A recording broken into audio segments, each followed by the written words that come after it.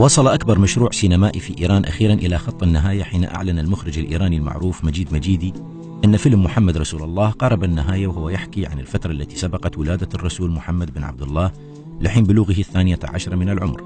ويتوقع أن يعرض الفيلم خلال العام الجاري بعد دبلجته إلى 3 لغات هي العربية والإنجليزية والأردية في صالات السينما الإيرانية بالتزامن مع دور العرض في بعض الدول الإسلامية.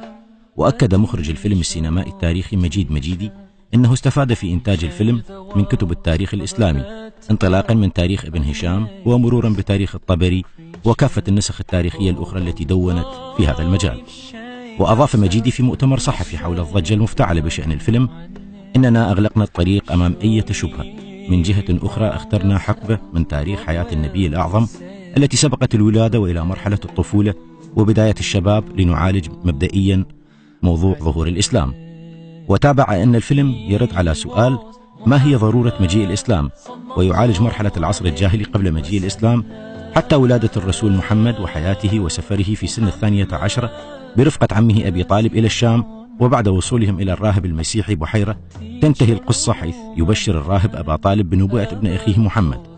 وأضاف: هذه هي حقبة لا خلاف حولها بين أبناء مختلف المذاهب الإسلامية، ولذلك فأنا متأكد أن عرض الفيلم يؤدي إلى وحدة العالم الإسلامي. ويقارن مجيدي أنه في ظل وجود أكثر من 200 فيلم تتناول حياة المسيح عليه السلام وأكثر من 100 فيلم عن حياة النبي موسى عليه السلام، لم ينتج خلال 40 عاما سوى فيلم واحد عن سيرة الرسول محمد. يشار إلى أن هذا الفيلم هو ثاني أكبر إنتاج سينمائي إيراني حتى الآن، وتكون ميزانية إنتاجه أكثر بكثير من نظرائه في المضامين الدينية، حيث يعتبر هذا المشروع الفني الأكثر تكلفة في تاريخ السينما الإيرانية.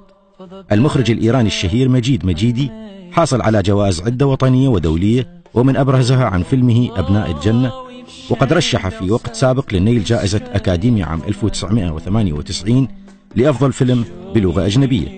الفيلم السينمائي محمد رسول الله للمخرج مجيدي يعتبر امتدادا لسلسلة الأعمال التاريخية التي اشتهرت بها السينما والدراما الإيرانية مؤخرا، مثل مسلسل يوسف الصديق وملك سليمان وأصحاب الكهف.